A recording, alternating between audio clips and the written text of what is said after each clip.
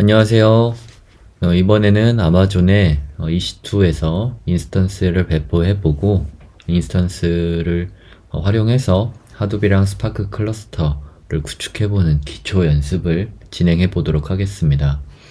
우선 화면에 보이는 것처럼 하둡 클러스터를 구성하게 되면 하둡 마스터가 되는 네임노드 서버가 있고 하둡의 워커가 되는, 여기에 슬레이브라고 써있지만 이제부터 워커라고 부르겠습니다.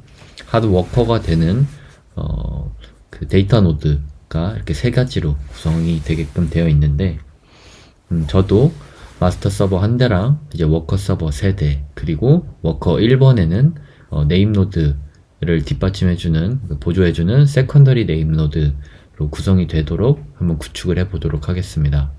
원래는 HA 모드로 해서 고가용성 모드를 구축을 해보려고 했는데, 우선 제 개인적인 테스트 환경 구축이기도 하고 스토리지가 부족할 것 같아서 기본적으로 이제 세컨더리 네임 노드 형태로 구성을 해보도록 하겠습니다.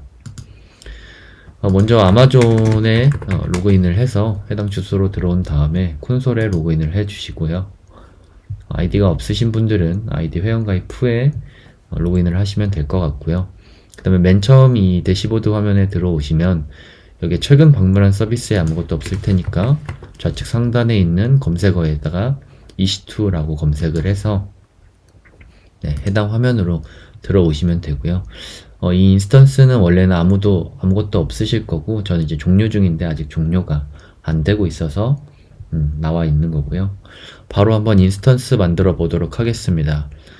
우선은 우측 상단에 있는 인스턴스 시작 버튼 눌러서 단계 1번을 시작을 하시면 되고요.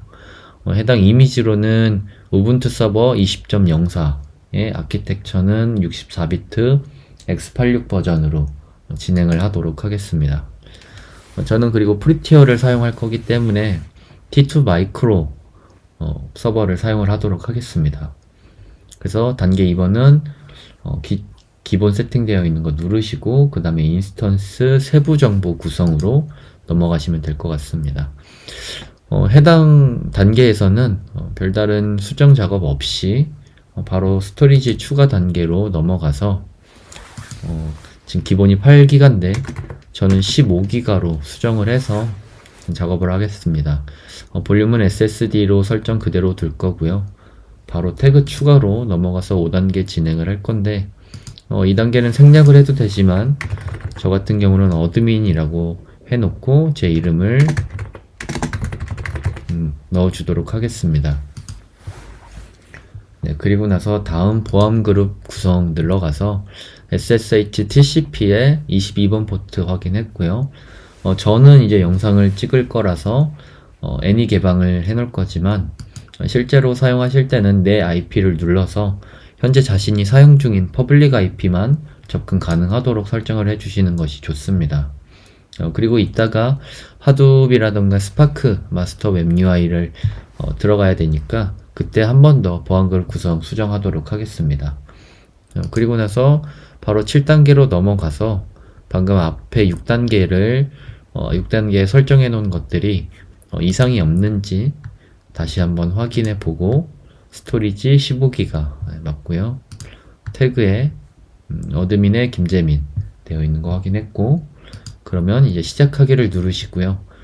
저 같은 경우는 기존에 키페어 사용하던 게 있어서 이렇게 나오는데, 처음 했다고 가정을 하고 여기서 새 키페어 생성으로 누르신 다음에 키페어 유형은 RSA 형태로 진행을 하시면 될 거고, 스파크 하둡 AWS라고 이름을 지어주도록 하겠습니다.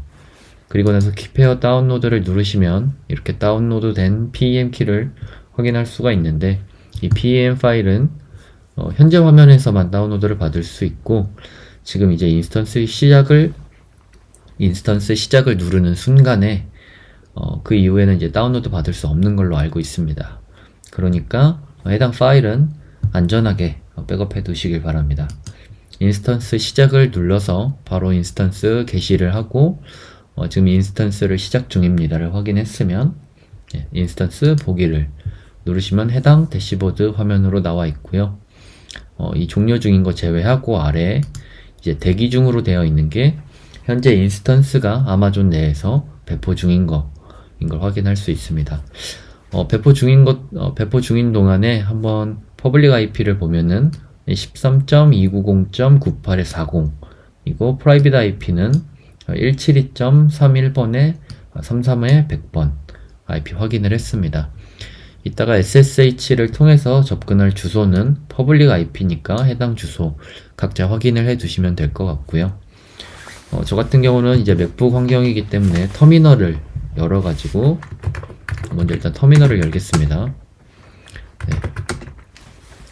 해당 터미널에서 SSH 명령어의 I 옵션을 줘서 이제 접속을 하도록 하는 게 아니라 SSH의 config 파일을 수정을 해서 지정해둔 호스트 네임을 통해서 쉽게 접근할 수 있도록 작업을 한번 해보겠습니다. 일단 make 디렉토리 p 옵션을 준 다음에 identity라고 경로 디렉토리 하나를 만들어 주시면 될 것 같고요. 그 다음에 방금 만들었었던 identity 경로로 들어와서 제가 이미 만들어 둔 게 있었네요. 일단은 헷갈리지 않게 해당 PM키는 삭제해 주도록 하겠습니다. 네, 현재의 경로 저는 이렇게 되어 있고요. 아이덴티티에 아까 다운로드 받았었던 PM키를 한번 복사해 오도록 하겠습니다.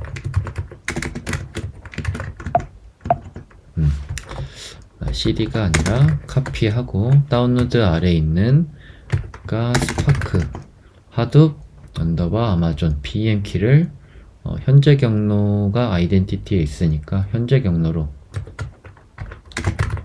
스파크 하둡 AWS PM키 이렇게 복사를 하도록 하겠습니다. 그리고 복사된 파일을 한번 확인해 보고요. 현재 이 파일의 권한은 이런 식으로 되어 있는데 해당 PM 권한이 너무 개방이 되어 있으면 이제 보안 이슈 문제로 취약 진단을 해버립니다. 그렇기 때문에 체인지 모드로 600 권한을 줄 거고, 그 다음에 스파크 하둡 언더바 아마존 PM키 등 그 권한을 바꿔주도록 하겠습니다. 그리고 나서 변경된 권한을 한 번 더 확인을 하고요. 그리고 나서 해당 PC의 SSH 키젠으로 SSH 키젠 명령어를 통해서 SSH 키를 만들어 주도록 하겠습니다. 네, 일단 기본으로 구성을 할 거기 때문에 별다른 입력 없이 엔터 3번 눌러서 진행을 하시면 되고요. 그리고 제 유저 밑에 .ssh라는 경로로 들어오게 되면은 현재 SSH 키랑 이제 퍼블릭 키 생성된 걸 확인을 할 수가 있습니다. 이제 저 키를 가지고 아마존 방금 생성한 인스턴스에 접속을 하도록 할 건데, 아니죠. 이제 PEM 키를 이용해서 접속을 할 건데, 쉽게 접속을 하기 위해서는 해당 경로에 그 config 파일을 편집을 해 주도록 하겠습니다. 일단 그대로 따라 하시면 될 것 같고요. 기본이 되는 서버가 될 거라서 저는 일단 호스트는 마스터라고 줄 거고, 그 다음에 호스트 네임은 이제 이 서버에 퍼블릭 IP를 입력을 해주시면 됩니다. 퍼블릭 IP를 복사해 주신 다음에 여기다가 기입을 해 주시고요. 그 다음에 유저 같은 경우는 우분투, 방금 우분투 인스턴스를 만들었기 때문에 기본적으로 유저가 우분투로 생성이 되어 있고요. 아이덴티티 파일이라고 해가지고 아까 생성해 두었었던 경로 밑에 스파크 하둡 AWS PM키 등록을 해 주도록 하겠습니다. 자, 그러고 나서 이것도 권한 설정을 따로 바꿔줘야 되는데 체인지 모드 440으로 바꿔주도록 하겠습니다. SSH 밑에 config를 바꿔주고요. 그 다음에 권한 변경되었는지 한 번 더 확인해보고, 그 다음에 해당 SSH 마스터라고 해가지고 서버 접속이 되는지 확인을 해볼 건데, SSH 마스터 이후에 이렇게 정말로 접속을 할 거냐 라고 했을 때 yes를 입력을 하시면 됩니다. 자, 그렇게 되면 이렇게 유저가 우분투인 상태에서 방금 생성해 놨었던 이 인스턴스에 정상적으로 접속한 걸 확인할 수가 있습니다. 자, 화면을 한번 깨끗하게 지우고 그 프라이빗 IP를 한번 확인해 보도록 하겠습니다. 17231에 33번에 100번, 여기 17231에 33번에 100번 일치하는 거 확인했고요. 현재는 호스트 네임이 그 마스터가 아니라 이렇게 IP 17231 33100 이런 식으로 아마존에서 기본적으로 부여해주는 호스트 네임으로 되어 있는 상태로 그 이제 하둡이랑 스파크 클러스터를 잡기 위한 베이스 이미지를 한번 만들어 보도록 하겠습니다. 그래서 맨 처음에 수두 권한으로 apt-get의 업데이트를 먼저 한번 진행을 해 주도록 하겠습니다. 자, 기본적으로 클러스터를 잡을 때 모든 서버를 다 띄워놓고 하나하나 작업을 하는 것보다 이런 식으로 한 대의 서버의 기본 구성을 완료한 후에 클러스터가 필요한 개수만큼 인스턴스를 복제해서 사용하는 것이 조금 더 효율적입니다. 그래서 한 번 더 업그레이드까지 마저 이어서 진행을 해주도록 하겠습니다. 지금은 일단 마스터 서버에서 작업을 할 거고요. AMI라고 해서 여기 옆에 좌측에 보이는 그 아마존 머신 이미지라고 해가지고 해당 서버를 작업한 데까지 이미지화 시켜서 저장을 시킬 수가 있습니다. 그러고 나면 AMI 이미지를 이용해서 원하는 만큼 구성해놨었던 상태까지 인스턴스를 복제할 수가 있고요. 잠시 기다리면 업그레이드가 끝날 거고요. 잠깐 기다리도록 하겠습니다. 아무래도 T2 마이크로 서버에서 진행을 하다 보니까 서버 사양이 굉장히 제한적이라서 압축을 풀거나 혹은 다운로드를 받거나 어떤 컴파일을 하거나 그러는 과정이 조금 더 사양이 높은 상태의 인스턴스에서 작업을 하는 것보다 당연히 좀 느릴 겁니다. 그래서 구성하는데 뭐 어렵거나 작업이 많아서 오래 걸릴 수도 있지만 보통은 이렇게 압축 해제하는 혹은 뭐 다운로드 받는 과정, 컴파일하는 과정이 조금 더 오래 걸릴 겁니다. 그래도 프리티어니까 좀 기분 좋게 기다리고요. 자, 업그레이드까지 끝났고 최신 업데이트 설치까지 마저 진행을 해주도록 하겠습니다. 디스트 업그레이드.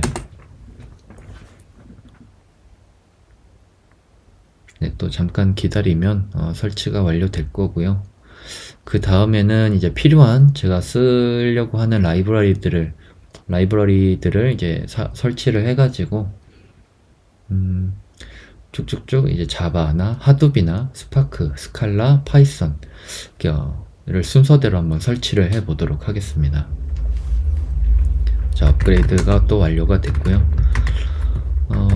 또 get에 인스톨 yes 옵션을 주고 빔이랑 wget이랑 img 파일이랑 ssh랑 openSSH에 모두 다 그 다음에 이따가 텔넷을 이용해서 통신되는 걸 또 확인을 해야 되니까 네툴스까지 모두 설치를 해주도록 하겠습니다.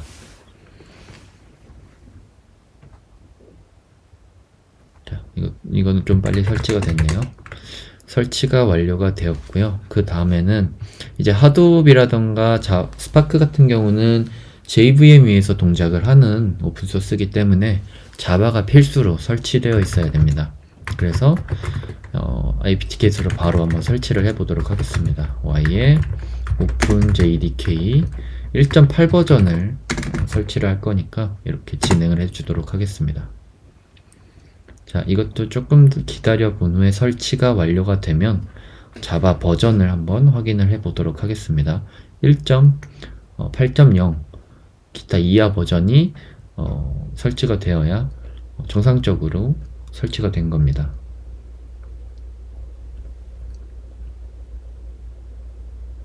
설치가 기다리는 동안 저는 잠깐 물을 좀 가지고 오겠습니다.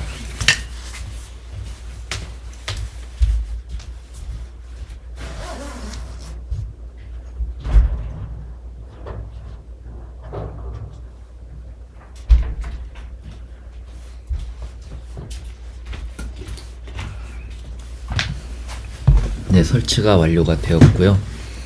자, 자바 버전 한번 확인해 보도록 하겠습니다.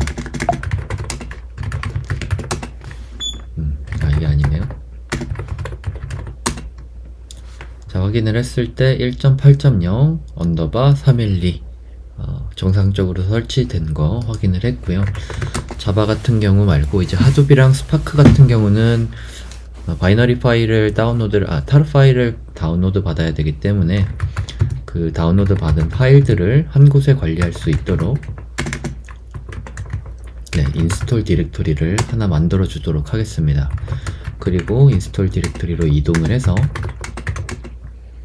이동을 해가지고 하둡을 먼저 설치해 주도록 하겠습니다.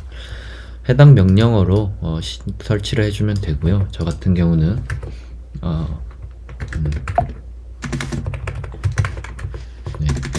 잘못 복사가 되었고, 저 같은 경우는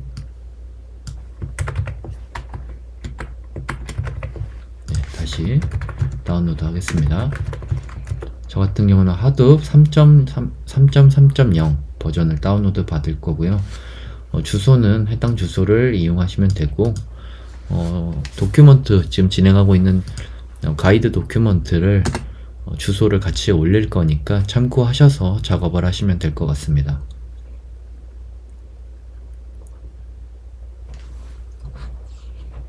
이것도 설치가 완료가 되면 압축 해제를 하고 그 다음에 사용자 권한까지 한번 바꿔주도록 하겠습니다. 자, 설치가 완료되었고요. 그 다음에 SVF 옵션을 준 다음에 하둡 압축 해제하도록 압축 해제를 할 건데 제가 지금 실수를 했네요. 원래 계획은 여기에다가 압축을 할 게 아니니까 일단 한번 지우겠습니다. 여기다가는 이제 설치 파일만 설치를 할 거고 한번 지울게요. 압축 해제도 전부 다 같은 경로에다가 진행을 할 거라서 그게 설치하는 파일, 압축을 해제하는 파일 뭐 그런 것들을 같은 경로에 하나씩 지정을 해가지고 관리를 하시는 게 나중에 유지보수 할 때라던가 그럴 때 훨씬 더 도움이 많이 될 겁니다. 여기에 C 옵션을 줘서 전화 같은 경우는 항상 유저 밑에 로컬 디렉토리에다가 압축 해제를 합니다. 특별한 이유보다는 일단 제가 처음에 공부할 때 봤었던 서적이나 블로그 자료들이 대부분 이렇게 설치를 해서 저도 이렇게 디렉토리를 지정을 하고 있고요. 사실 필수사항은 아닙니다. 자, 이렇게 되었고 ls를 통해서 정상적으로 압축 해제 됐는지 이 경로에 확인이 되었고요.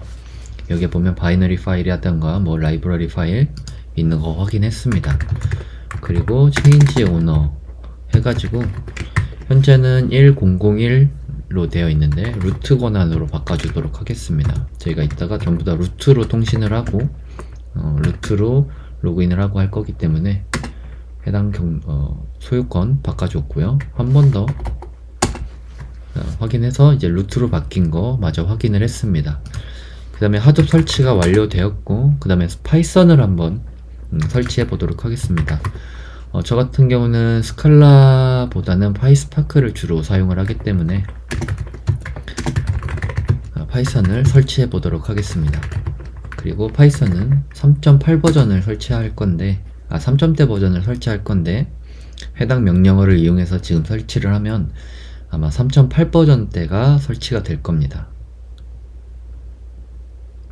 이것도 설치가 되고 알아서 컴파일 되는 것까지 조금 더 기다리면은 파이썬 버전도 한번 확인을 해 보도록 하겠습니다.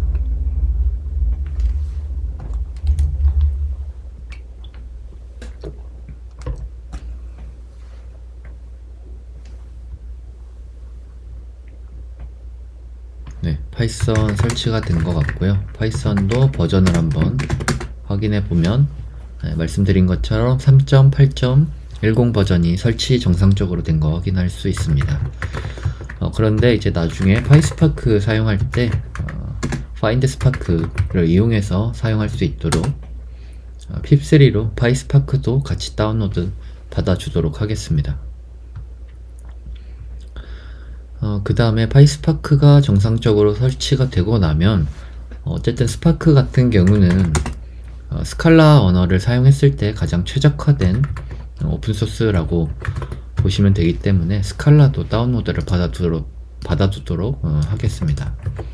같은 명령어로 저 같은 경우는 이제 2.13.5 버전을 이제 다운로드 받아주도록 하겠습니다. 조금 더 터미널 화면을 조금 더 키우도록 할게요. 자, 이것도 인스톨 디렉토리에 다운로드를 받았고요. 똑같이 압축 해제를 해줄 건데, 저 같은 경우는 V 옵션을 계속 넣는 이유가 이제 로그를 항상 살펴보면서 압축 해제되는 걸 보려고 이렇게 넣는 거고요. 안 넣으셔도 됩니다. 그리고 하도비랑 똑같은 유저 밑에 로컬 경로에다가 디렉토리에다가 압축 해제를 했고요. 그 다음에 똑같이 체인지 오너로 해서 루트로 바꿔주도록 하겠습니다. 그래 스칼라 바꿔주었고요.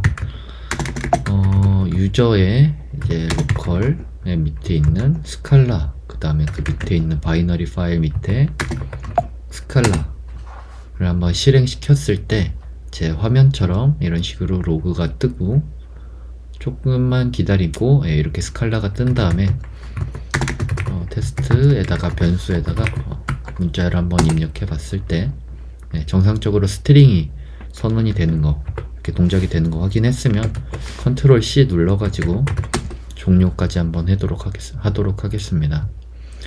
그 다음에는 스파크 설치를 할 건데, 스파크도 역시 똑같은 명령어를 이용해서 저 같은 경우는 3.1.2 버전을 다운로드 받을 거고요.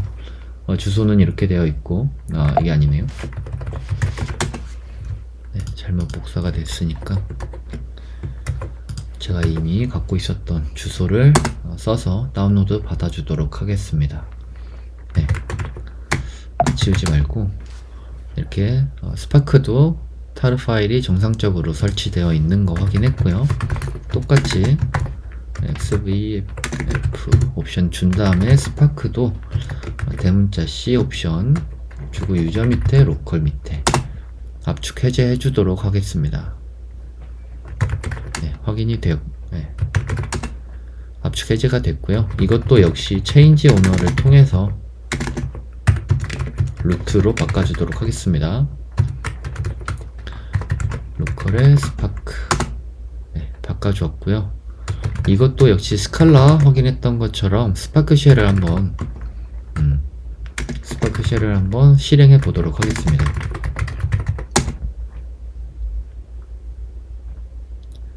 이것도 아까 말했듯이 스칼라가 기본으로 되어 있기 때문에 스파크 쉘을 틀면 스칼라가 나올 거고요. 정상적으로 설치가 됐다면 지금의 저처럼 이렇게 로그가 나오고, 조금 기다리면 아까처럼 이렇게 스칼라를 사용할 수 있는 쉘이 나올 겁니다. 세션이 오픈이 되었고요. 스칼라가 나왔고, 여기서 똑같이 한번 변수 선언해서 사용했을 때 스트링 선언되는 거 확인했고요. 그러면 컨트롤 C 눌러서 이렇게 빠져나오도록 하겠습니다. 그럼 일단 하둡, 스파크, 파이썬, 스칼라는 모두 설치가 되었고요. 자바까지 설치가 되었고, 그 다음에 환경 변수까지 설정을 해주도록 하겠습니다. etc 밑에 있는 프로파일에다가 설정을 진행해 줄 거고요. Shift G 버튼을 눌러서 맨 아래로 이동하신 다음에 여기에 익스포트해서 자바 홈이랑, 아까 자바가 저희 같은 경우는 확인을 안 하고 왔네요. 자, 일단은 나가서 자바가 아마 유저 밑에 라이브러리 밑에 JVM 그 밑에 있을 겁니다. 자, 있는 거 확인했고요. 이거 같은 경우는 이제 이게 이렇게 엘리아스 걸려 있는 거고, 해당 경로로 들어가서 요거 복사해 가지고 자바 홈 변수도 같이 넣어주도록 하겠습니다. 자, 빔의 etc 밑에 프로파일 변경을 할 거고요. 똑같이 맨 아래로 내려가서 익스포트 자바 홈 해가지고 해당 경로 넣어줄 거고요. 그 다음에 하둡 홈도 같이 넣어주도록 하겠습니다. 자, 이렇게 유저 밑에 아까 로컬이었고요. 그 밑에 하둡 3.3.0 버전이었고, 그 다음에 이제 저희가 리소스로 그 리소스 매니저로 얀을 사용할 겁니다. 그 얀에 config 파일 디렉토리도 이렇게 넣어줄 거고, 이거 같은 경우는 하둡 홈 밑에 etc 밑에 하둡이라는 경로에 있습니다. 그 다음에 똑같이 익스포트 해서 하둡 config 디렉토리 또 똑같이 넣어줄 거고, 해당 디렉토리도 이거랑 똑같이 넣어주시면 됩니다.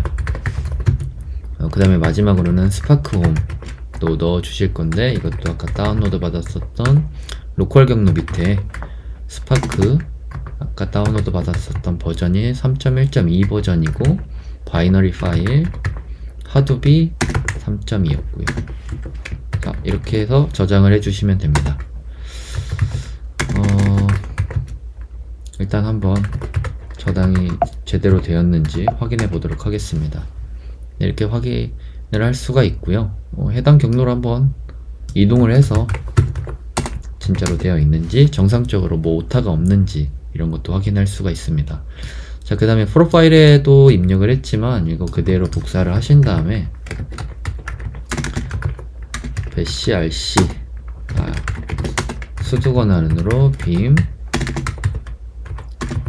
bash rc로 넘어가서 Shift G 누르신 다음에 맨 아래로 내려가서 해당 환경 변수 똑같이 눌러주시면 되고요.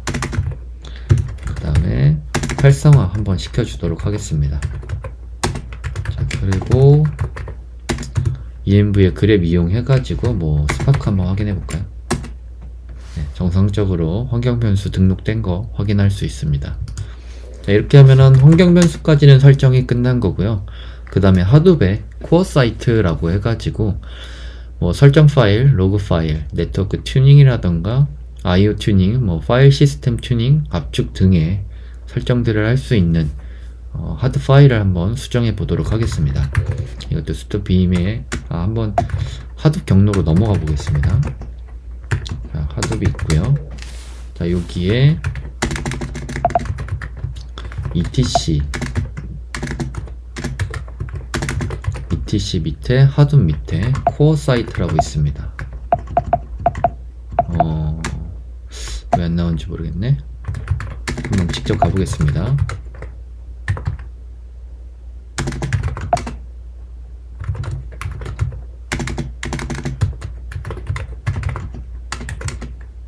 여기에 코어 사이트라고 있고요. 변경을 한번 해보도록 하겠습니다. 코어 사이트 XML 이렇게 들어오는데 제가 뭐 오타가 있었나요? 네, 오타가 있었네요. 그 다음에 여기 컨피규레이션 되어 있는 부분에 이제 설정을 해주시면 되는데, 쓰면은 조금 많이 오래 걸리니까 저 같은 경우는 미리 복사되어 있는 거를 가지고 와서 이렇게 넣어주도록 하겠습니다. 일단 파일 시스템, 디폴트 파일 시스템 주소를 넣어주는 거고요. HDFS에 있다가 호스트 네임을 마스터로 설정을 해줄 거고, 해당 포트는 9000번 디폴트 포트로 잡아주도록 하겠습니다. 이따가 설명을 한 번 더 할 거지만 워커 서버에서 마스터 서버로 9000번 통신이 가능해야지 이따가 뭐 하둡 웹 UI에서 워커들이 확인이 될 겁니다. 자, 이거 저장을 했고요. 한번 화면을 지우고, 그 다음에 이제 HDFS 사이트라고 해서 이 파일을 설정을 해줄 건데, 해당 파일이 만약에 값이 없으면 HDFS의 디폴트라는 HDFS의 디폴트 여기 현재 보이지가 않네요. 네, HDFS의 디폴트 값을 사용을 할 겁니다. 일단은 똑같이 편집을 한번 해주도록 하겠습니다. 사이트 XML 네, 들어왔고요. 이것도 컨피규레이션이 조금 더 많기 때문에 똑같이 지워주도록 하겠습니다. 그러고 나서 제가 복사해놨었던 미리 작성해놨었던 거를 입력을 해줄 거고요.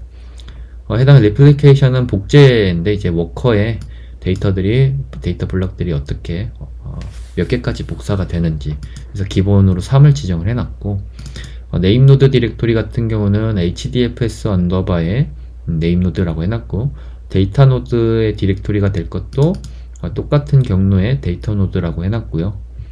이따가 네임 노드라고 해서 제가 세컨더리 네임 노드를 구성을 할 거라고 했었는데, 세컨더리 네임 노드가 될 워커의 호스트 네임을 워커 01번이라고 할 거기 때문에 워커 01번이라고 해놓고, 포트는 기본 포트로 5090번 포트로 지정을 해두도록 하겠습니다.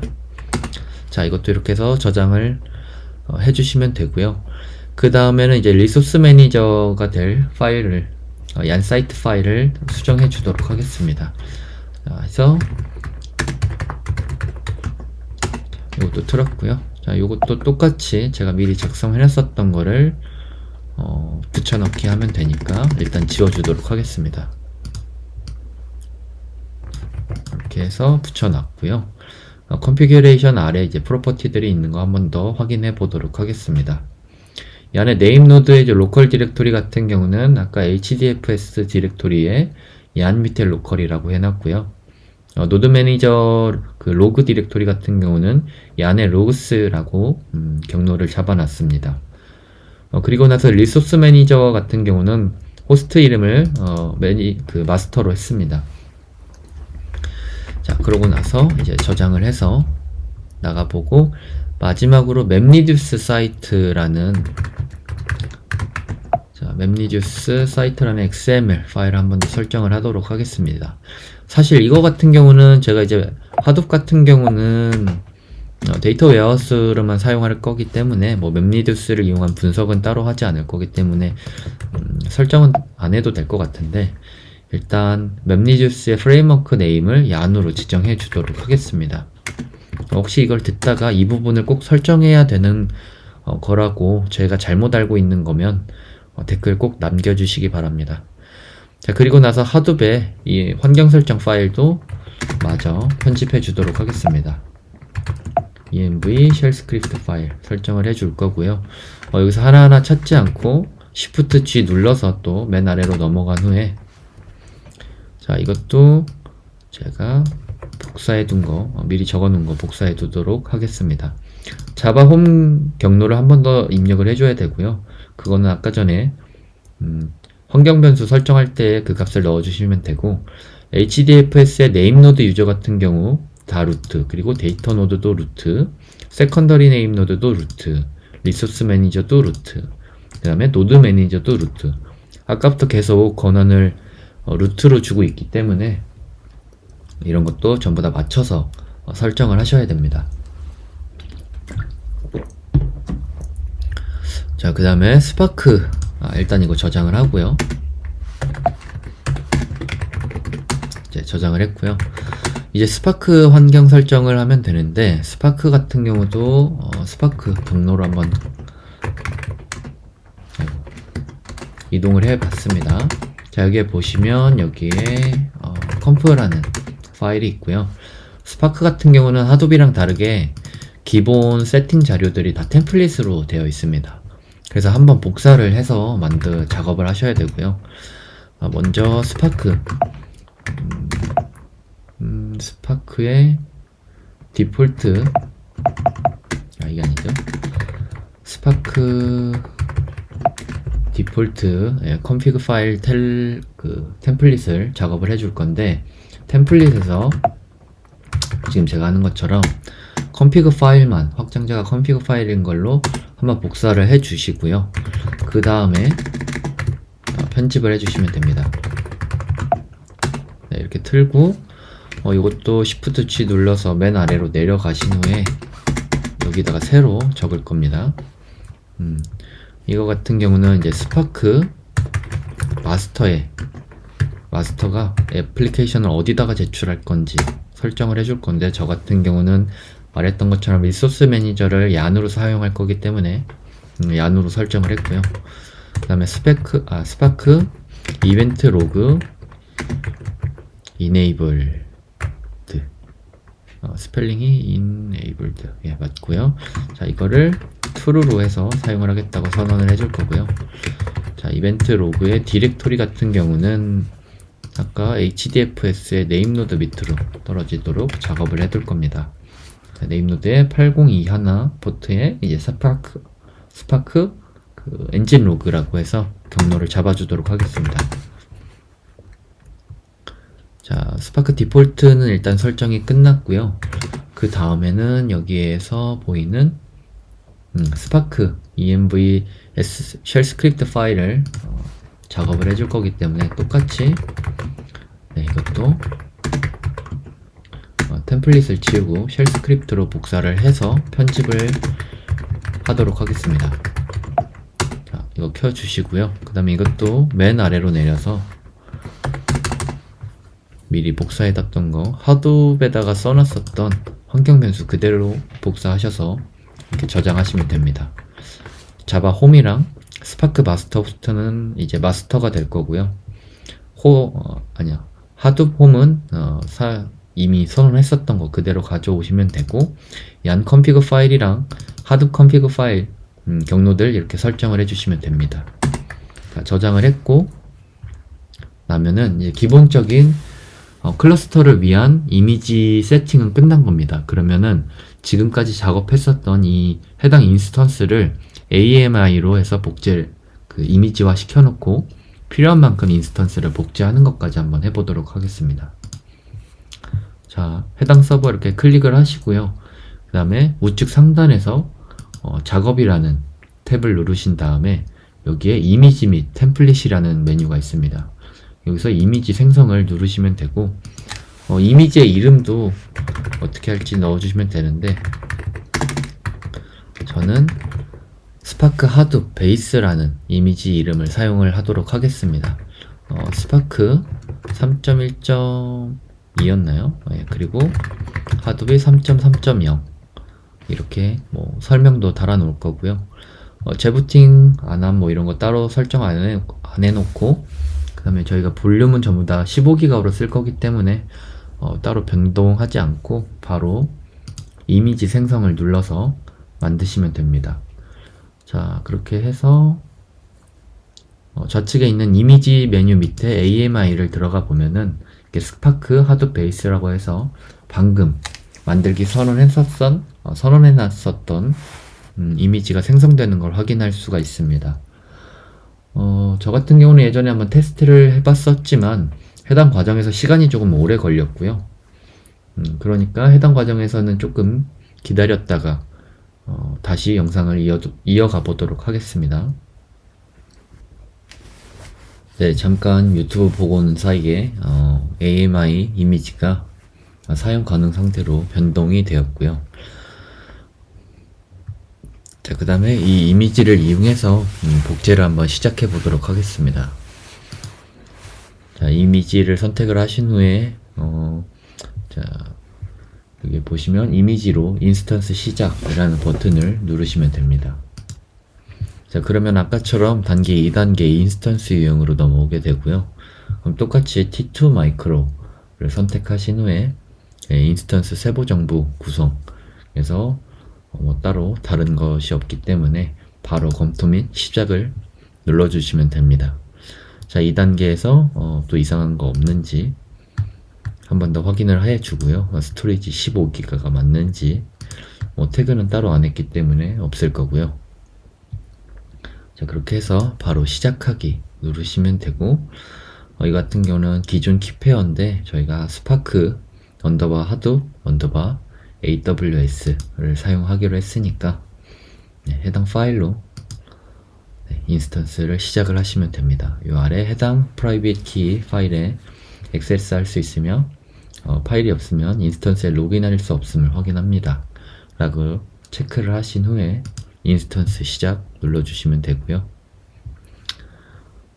지금 인스턴스 보기를 해서 보면은 일단 하나만 생성이 된 걸 확인할 수가 있는데, 저희가 총 마스터 1대, 워커 3대를 구성할 거기 때문에 2대의 두 대의 인스턴스가 더 필요하게 됩니다.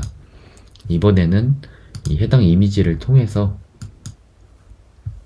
2개의 인스턴스를 한 번에 구성해 보도록 하겠습니다. 이거를 1에서 인스턴스 개수를 2로 바꿔주신 후에 바로 검토 및 시작, 그 다음에 시작하기를 누르고, 키페어 같은 경우는 스파크, 하둡, 아마존으로 똑같이 하고, 똑같이 체크하신 후에 인스턴스 시작을 누르시면 되고요. 하고서 바로 인스턴스 보기를 누르면 이제는 총 그 4개의 인스턴스가 올라와 있는 걸 확인할 수 있습니다. 처음부터 그 아까 인스턴스를 3으로 지정해서 하면은 바로 실행이 되는데, 차이점을 한번 다 기록을 하고 싶어가지고 이렇게 따로 구성을 했고요. 지금 이제 생성이 되고 있는 거를 확인을 다 해보면, 대기 중이거나 실행 중이지만 이제 프라이빗 IP랑 퍼블릭 IP 모두 확인이 가능한데, 이 세 서버 모두 아까 전에 터미널에서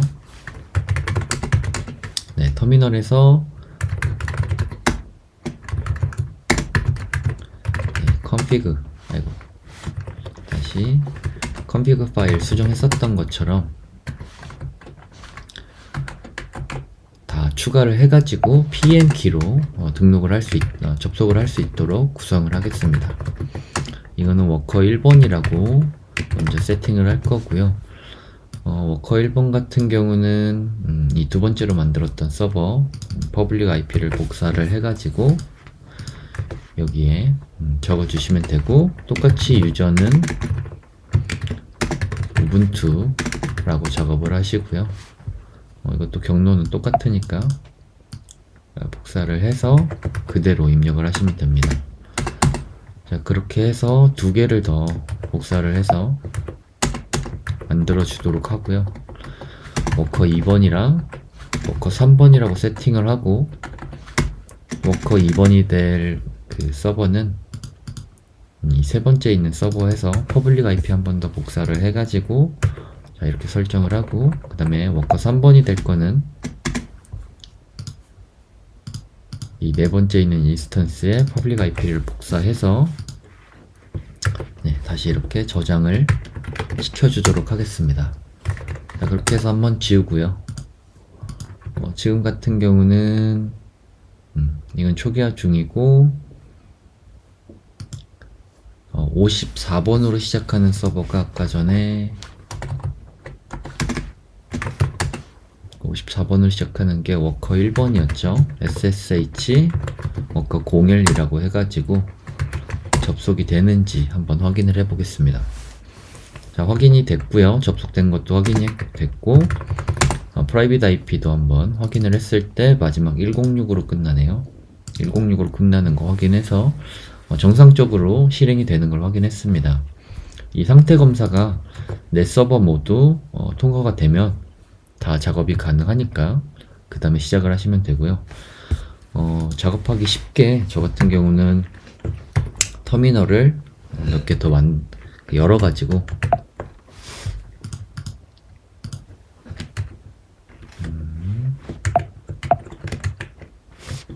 키가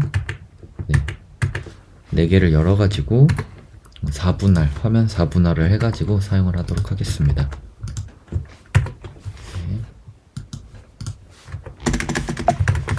이렇게 진행을 할 거고요. 이것도 자, 이게 아까 어디 서버인지 까먹었으니까 나와서 SSH에 여기에는 마스터로 접속을 할 거고, 여기에는 워커 01번으로 접속을 하고, 그 다음에 여기에는 워커 02번으로 접속을 하겠습니다. 똑같이 yes 입력을 해서 들어가시면 되고요. SSH 워커 03번으로 들어와서 yes 입력을 해주시면 됩니다. 자, 그러면 모두 서버에 정상적으로 들어와 있는 거 확인을 했고요. 자, 이것도 똑같이 일단 글씨를 좀 키우도록 하겠습니다. 자, 그리고 이것도 글씨를 키웠고요. 자, 이것도 글씨를 키워서 세팅을 하도록 하겠습니다.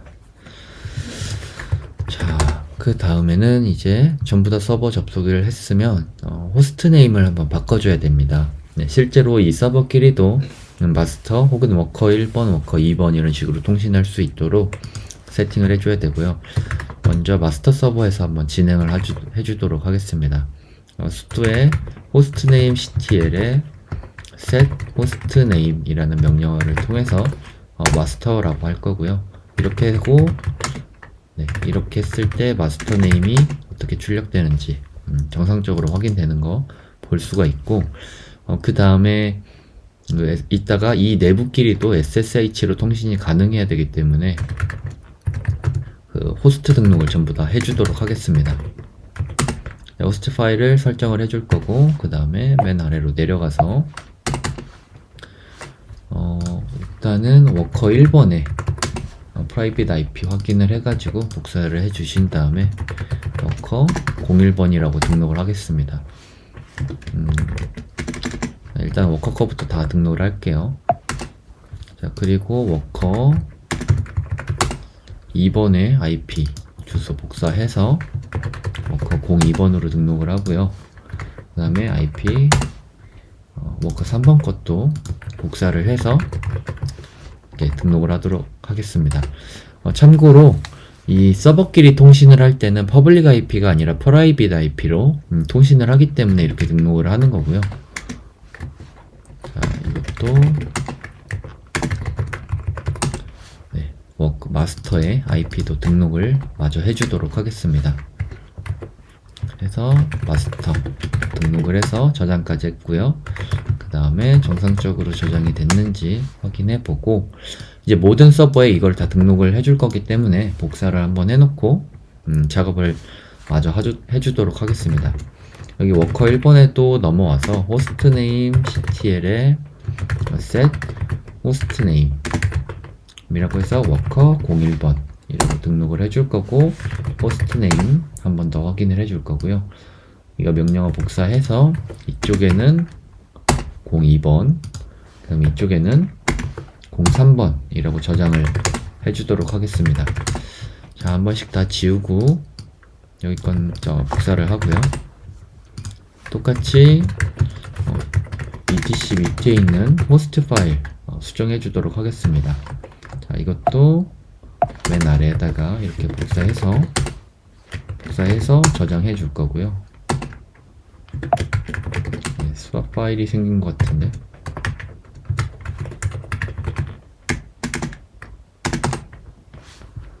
여기에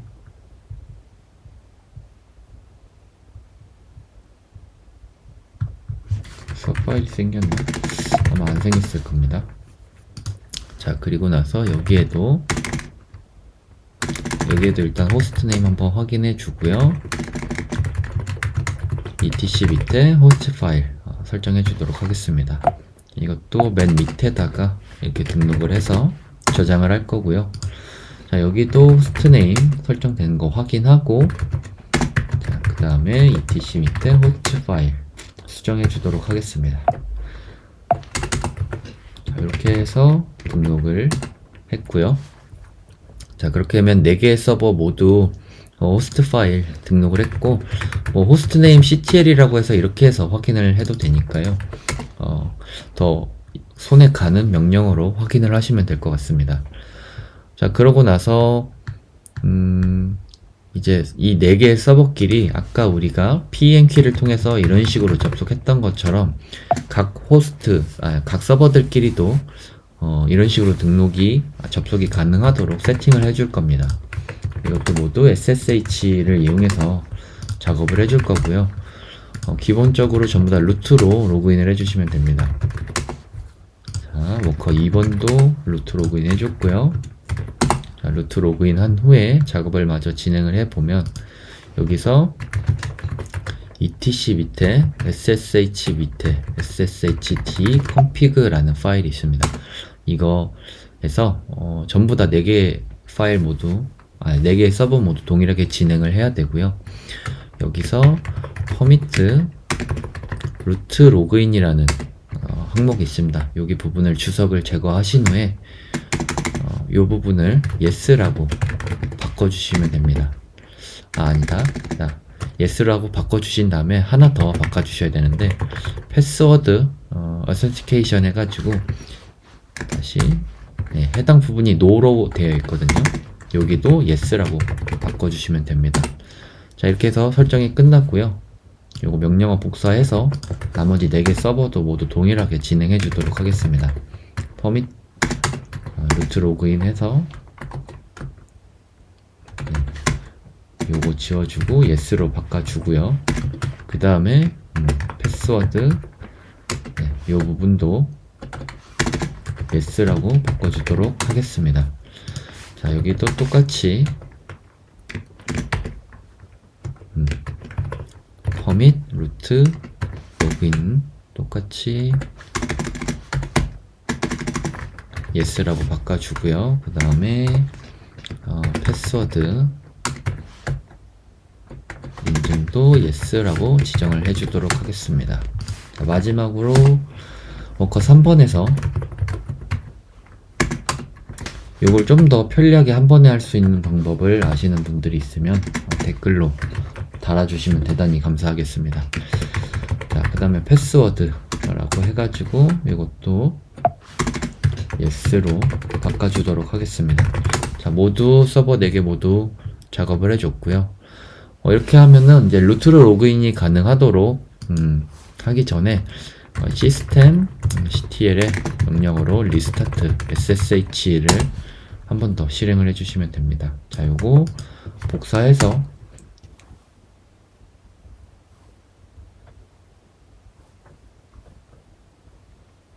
복사해서 진행해 주시면 되고요. 4개 모두 이렇게 실행을 하시면 됩니다.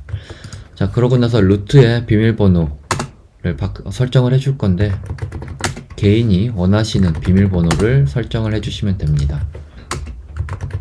자, 워커 1번도 루트 비밀번호 변경해 주었고요. 자, 그리고 패스워드 명령어를 통해서 자, 이렇게 변경해 주었습니다. 자, 그러고 나서는 일단 모든 서버 한번 깨끗하게 화면을 지워주고요. 아까 우리 맥에서 맥에서 작업을 했었던 ssh keygen 명령어를 통해서 각 서버에 ssh 키를 등록을 해줄 겁니다. 그러면 맥이랑 똑같은 경로에 이렇게 키가 생성되게 되고요. 여기도 ssh keygen 자, 명령어 사용을 해서 작업을 했고 워커 2번에도 키를 만들어 주었고요. 자, 워커 3번에도 작업을 해 주었습니다. 그 다음에 이제 생성된 이 퍼블릭 키들을 서로 교환을 해가지고 작업을 하면 되는데 이것도 모든 서버에서 똑같이 동일하게 수행을 해주시면 됩니다. 뭐 예를 들면 SSH IP 루트의 마스터로 이제 복사를 해주는 거고요. 진짜 복사 연결을 하겠니? 라고 했을 때 yes라고 입력을 하시고 루트 비밀번호에는 방금 설정했었던 그 비밀번호를 입력하시면 됩니다. 자, 그렇게 했을 때 이런 식으로 워커 1번 마스터랑 워커 1번, 2번, 3번을 전부 다 동일하게 수행을 해주시면 되고요. 자, 이것도 자, yes의 비밀번호를 입력을 했고요. 자, 그 다음에 등록이 완료가 됐고 그 다음에 워커 2번도 교환을 해서 작업을 하겠습니다.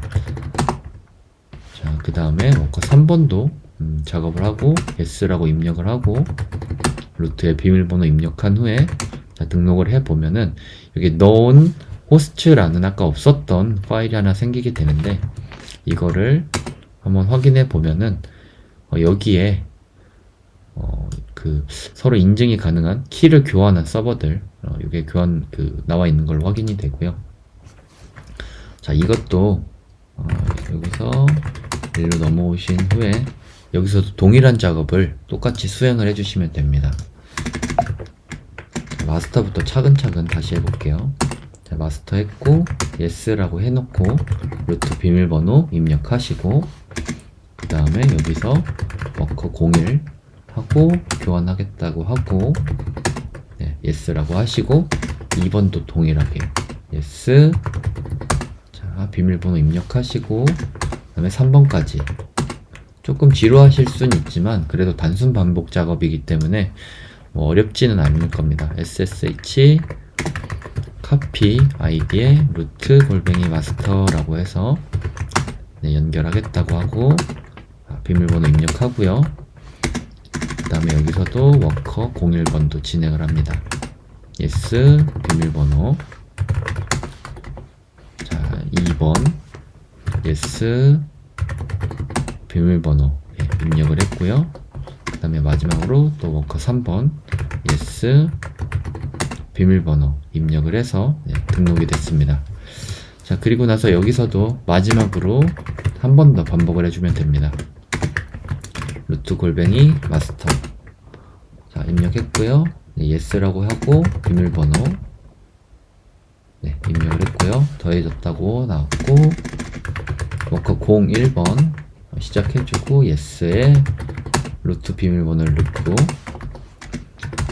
그 다음에 yes 비밀번호 넣고 한 번 더 3번 yes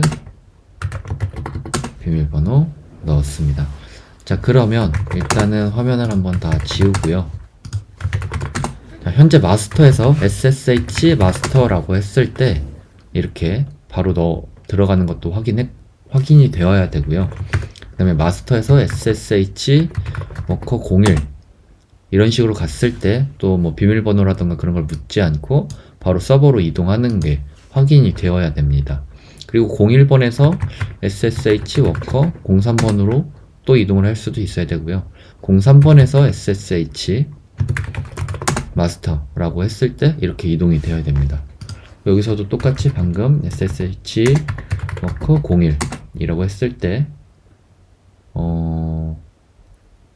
이렇게 장애가 나면은 등록이 안 된 거기 때문에 한번 다시 카피 아이디에서 루트 워커 01이라고 작업을 해야 되는데 에러가 나고 있는 것 같습니다. SH 01번 넘어오는 거 확인했고요. SSH 마스터 넘어오는 거 확인했고요. SSH 워커 02번 넘어오는 거 확인했고요. 그 다음에 워커 3번에서 SSH 워커 03번 넘어오는 거 확인했습니다. 자, 일단 영상 시간 관계상 이 정도까지만 테스트를 하지만 혹시 불안하실 수 있고 이런 게 나중에 장애의 원인이 될 수 있기 때문에 이런 식으로 전부 다 확인을 하시는 게 좋습니다. 정신 건강에 좋습니다. 자, 그렇게 되고 나면은 이제 각 OS에 맞게 파일 시스템을 포맷하는 것처럼 하둡도 파일 시스템을 한번 포맷을 해줘야 됩니다. 일단 마스터에서 진행해야 될 사항은 마스터 서버가 될 곳에는 그 네임 노드가 될 거기 때문에 유저 밑에 로컬 밑에 아까 있었던 하둡 3.3.0에 바이너리 파일 밑에 HDFS를 이용해서 네임 노드 그 다음에 포맷이라는 옵션을 주고 여기에 디렉토리 아까 전에 설정했었던 HDFS의 디렉토리라고 입력을 하시면 됩니다. 자, 그렇게 해서 이렇게 로그가 쭉 뜨고요. 별다른 어떤 에러 로그가 없으면 정상적으로 실행이 된 겁니다. 자, 그러고 나서 세컨더리 데이터 노드도 실행을 해야 되는데 저희가 워커 1번에다가 세컨더리 데이터 노드를 할 거기 때문에 세컨더리 데이터 노드의 파일 포맷은 방금 했었던 명령어랑 똑같이 네임 노드의 포맷으로 진행을 하시면 됩니다. 이렇게 입력을 해서 워커 1번에서 똑같이 로그가 쭈르륵 뜨고 별다른 에러가 없으면 그리고 셧다운 메시징이 이렇게 정상적으로 출력이 되면 이상 없이 진행이 되는 겁니다.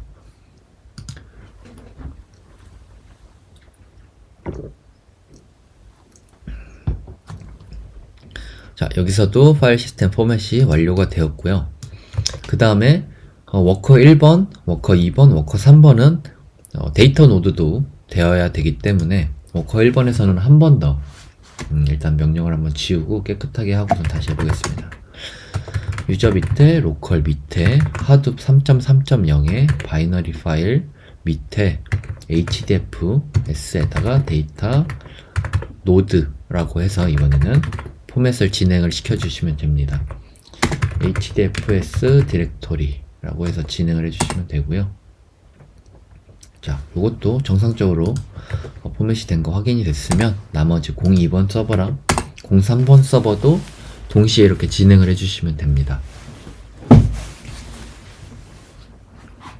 네, 02번도 문제없이 된 것 같고요.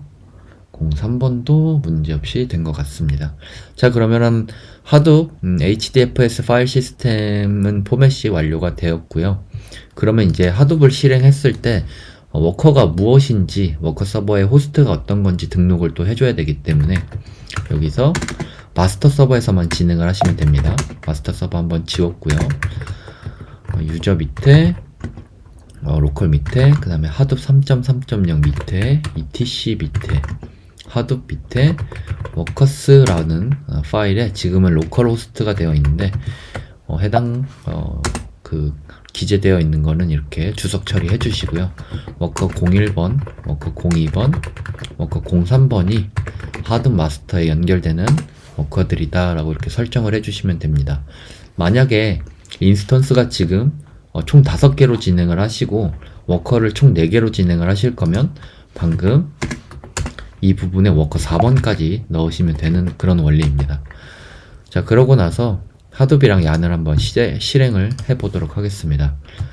실행을 할 때는 유저 밑에, 로컬 밑에, 하둡 3.3.0 밑에, 이번엔 S 빈 밑에 스타트 all shell 스크립트를 이렇게 실행을 해주시면 됩니다.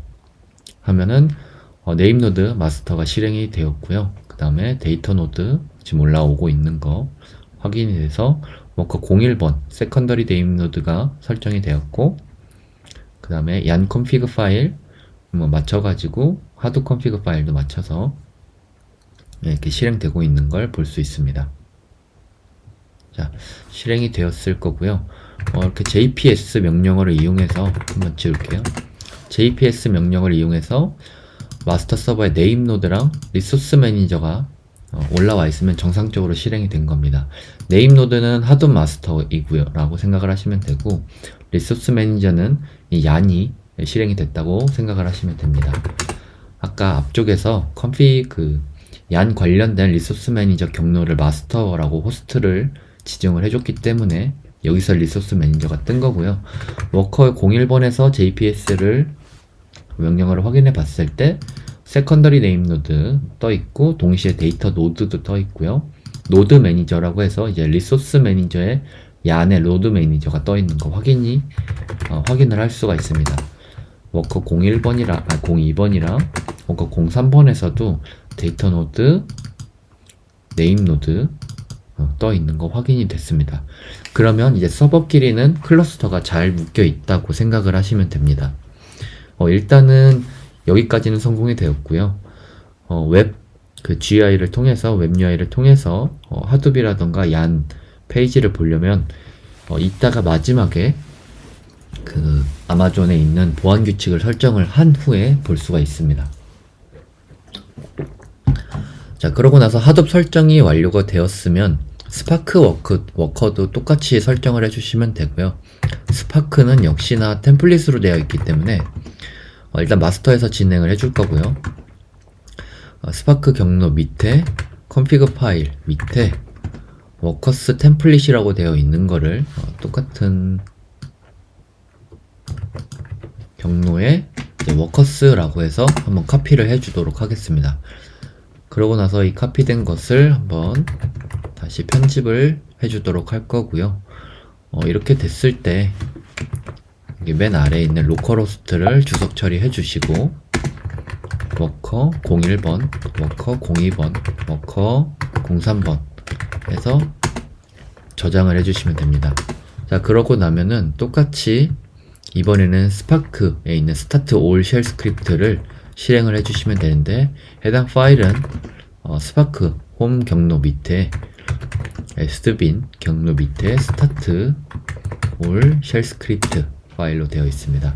자, 그렇게 되면은 일단 마스터 서버 올라왔고요. 02번, 워커 03번, 워커 01번까지 올라와 있는 거 확인했습니다.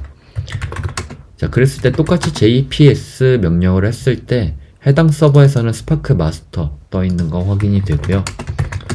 워커 01번에서는 워커라고 올라와 있는 거 확인이 됩니다. 그리고 워커 02번에도 워커 떠 있는 거 확인됐고요. 자, 워커 3번에도 워커 올라와 있는 거 확인이 됐습니다. 그러면 역시 하둡에 이어서 스파크도 클러스터 구성이 잘 된 거고요.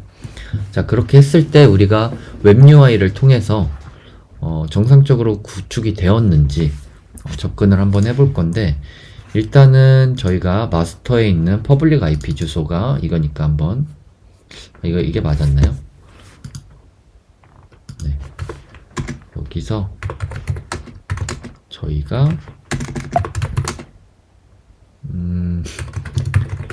일단은 그냥 시원하게 하나 다시 열도록 하겠습니다. 자, 여기서 컨피그 파일 확인해서, 네, 마스터 서버의 호스트가 이거니까, 여기서 원래는 9870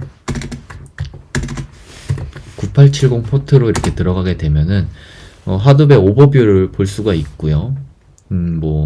8080 포트로 들어가면 스파크 웹 UI를 확인할 수가 있는데, 지금은 보시다시피 접근이 안 되는데, 접근이 가능하게 하려면 이렇게 마스터 호스트 서버 호스트 인스턴스를 이렇게 클릭을 하시고 아래 내려 보시거나, 아니면 여기 있는 보안 탭을 누르신 다음에 여기 보안 그룹을 수정을 하셔야 됩니다.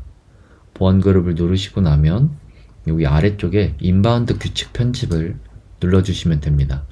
현재는 22번 포트로 애니 개방이 되어 있는 거 확인을 할 수가 있고요. 일단 규칙 추가를 눌러야 되는데, 아까 전에 그 하도 컨피그 파일을 설정하면서 하도로 이제 9000번 포트 통신이 되어야 웹 UI에서 확인이 가능하다고 했으니까, 여기서 사용자 지정 TCP라고 하시고 포트는 9000번이라고 지정을 하겠습니다. 그러면 사용자 지정에서 애니로 일단 개방을 하겠지만, 지금은 그 영상 편의상 이렇게 애니로 개방을 하지만, 이것도 프라이빗 IP로 다 등록을 하셔가지고 통신되게끔 규칙을 잡아주시는 게 좋습니다. 이거는 하둡 HDFS 어드레스라고 입력을 설명을 달아 놓을 거고요. 그리고 나면 하둡 웹 UI를 확인할 수 있도록 9870이라는 포트를 열고, 이것도 이게 내 IP로 하면 영상송에 제 퍼블릭 IP가 나오기 때문에 사용자 지정으로 해서 애니 개방을 하도록 하겠습니다. 영상을 따라 하시는 분들은 여기 부분을 내 IP로 하시면 됩니다. 이렇게 해서 하둡 웹 UI 라고 설명을 달도록 하겠습니다. 자, 그 다음에 스파크 웹 UI로 접근이 가능하도록 하는 8080 포트 또 열어주도록 할 거고요. 저는 역시 일단은 애니 개방을 하도록 하겠습니다. 스파크 웹 UI 라고 지정을 해줄 거고요. 이번에는 야안에 있는 그 웹 UI를 접근이 가능하도록 8088로 하고, 역시 이것도 애니 개방을 하도록 하겠습니다. 얀 웹 UI 라고 지정을 했고요. 클러스터 9000번 완료됐고, 얀 클러스터가 또 이 9000번이 통신이 서로 워커끼리 돼야, 워커가 마스터로 통신이 돼야지 그 하둡에 있는 오버뷰 페이지에서 워커들을 상태 관리할 수가 있는 거고요. 그 다음에 얀 페이지에서 워커들이 마스터로 그 8030번부터 8033번까지 통신이 되어야지 또 얀에서 얀 HDFS 어드레스 이런 식으로 그냥 명칭을 해놓겠습니다. 설명을. 그래야지 얀 페이지에서 확인이 가능합니다. 자, 그리고 스파크 클러스터에서도 워커가 마스터로 7077번 포트가 통신이 되어야지 스파크 클러스터가 그 웹 UI에서 확인이 가능합니다. 이것도 스파크 어드레스라고 설명을 달아놓고요. 규칙 저장을 한번 해보도록 하겠습니다.